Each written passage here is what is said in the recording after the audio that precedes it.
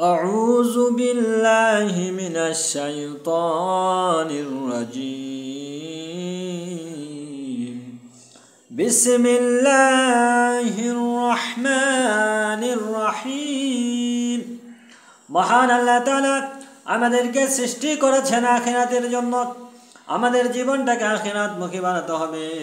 দুনিয়ামুখী জীবন যদি করা হয় এই জীবনও কখনোই সফল হবে না, ইহকালেও সফল হবে না, পরকালেও সফল হবে না। ইসলাম হচ্ছে আপনার জীবনে শান্তি আনয়ন করবে, ইসলাম আপনার ইহকালেও শান্তি আনয়ন করবে, পরকালেও শান্তি আনয়ন করবে। কিন্তু আপনি যদি ইসলাম আপনি পালন করতে না পারেন তাহলে এই জগতেও আপনার ভিতরে শান্তি আসবে না, আর পরকালেও তা আসবে না।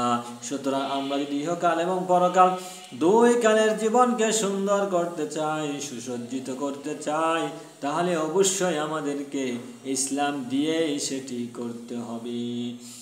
মহান আল্লাহ তাআলা আমাদেরকে সৃষ্টি করেছেন, আমাদের যাবতীয় নিয়ামত সমূহ যা কিছু দেওয়ার তিনিই দিয়েছেন।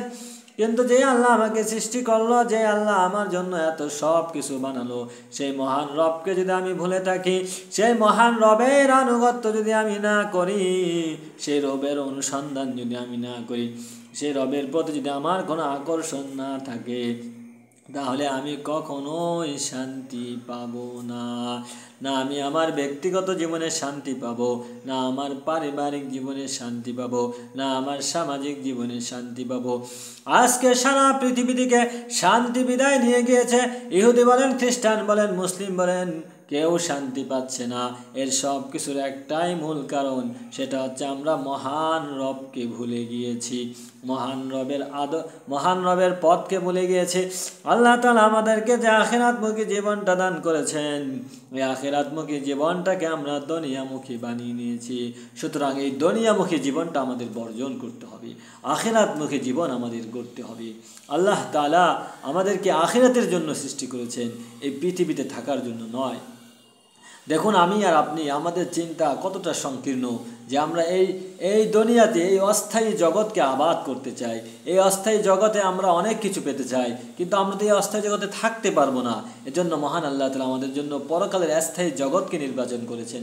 আল্লাহ আমাদেরকে কতটা ভালোবাসেন, আমাদেরকে তিনি কতটা আপন করে নিয়েছেন, যে আল্লাহ তাআলা বলেন যে হে বান্দা, তুমি চাচ্ছ অনেক কিছু, আমি তোমাকে সেটা দিতে চাই, কিন্তু এই জগতে তোমাকে আমি এই জগৎ তো অস্থায়ী থাকার জন্য নয়।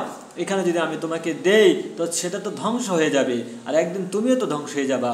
সুতরাং আমি তোমাকে এমন কিছু দিতে চাই যা কখনোই ধ্বংস হবে না।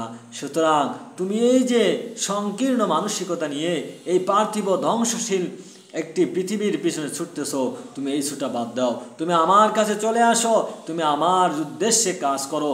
দেখো তোমাকে আমি পরকালে কি দেই, তোমার জন্য আমি এমন কিছু বানিয়ে রেখেছি, প্রস্তুত করে রেখেছি, যেগুলো দেখে তুমি নিজেই সন্তুষ্ট হয়ে যাবে। সুতরাং হে আমার বান্দা, তুমি এই জগৎকে, এই জগতের মোহ, এই জগতের মায়াকে তুমি বর্জন করো, তুমি আমার দিকে যাত্রা করো। এজন্য আমাদেরকে এই পার্থিব জগতের লোভ লালসা, এই পার্থিব জগতের মোহ থেকে বের হয়ে যেতে হবে। যখন আমাদের আত্মা, আমাদের অন্তরাত্মাকে এই পার্থিব জগতের সমস্ত মোহ থেকে বের করে দিতে পারবো, তখনই মহান রবের পক্ষ থেকে এক মহা প্রশান্তি আমাদের আত্মার মধ্যে আসবে। অতঃপর আমরা যখন মারা যাব, তখন আল্লাহ তাআলা আমাদেরকে তার মহা পুরস্কার দান করবেন। আর যদি আমরা মহান আল্লাহ তাআলার আদেশ নিষেধ না মানি, আমরা যদি আল্লাহর আইনের সামনে নিজেদের মাথাকে না ঝুঁকিয়ে এই পার্থিব লোভ লালসা, এই পার্থিব মোহের, এই পৃথিবীর আকর্ষণের প্রতি যদি আমরা ঝুঁকে থাকি, তাহলে তিনি আমাদের ইহকালকেও বরবাদ করে দিবেন, পরকালকেও বরবাদ করে দিবেন। এজন্য আসুন আমরা আমাদের জীবনটাকে সাজাই, আমরা আমাদের পরিবারটাকে সাজাই, আমরা আমাদের সমাজটাকে সাজাই একমাত্র ইসলাম দিয়ে। কারণ ইসলামই একমাত্র ধর্ম, যেটি একমাত্র দিন, যেটি মহান রব আমার আপনার সারা পৃথিবীর, সারা জাহানের স্রষ্টা তিনি সৃষ্টি করেছেন, তার পক্ষ থেকে এটি আমাকে আপনাকে মহা নিয়ামত হিসাবে দেওয়া হয়েছে। আমি যদি ভুল করি, এই ভুলের মাসুল আর কখনোই দিতে পারবো না। কারণ জীবন একবার, এই জীবনের মূল লক্ষ্য উদ্দেশ্য আপনাকে একবারই হাসিল করতে হবে। আপনাকে আর এই পৃথিবীতে পাঠানো হবে না। আর এই পৃথিবীতে আপনি আসবেন না, এই একবার এসেছেন, সুতরাং আপনাকে যা করার মৃত্যুর আগে এই জীবনেই করে ফেলতে হবে।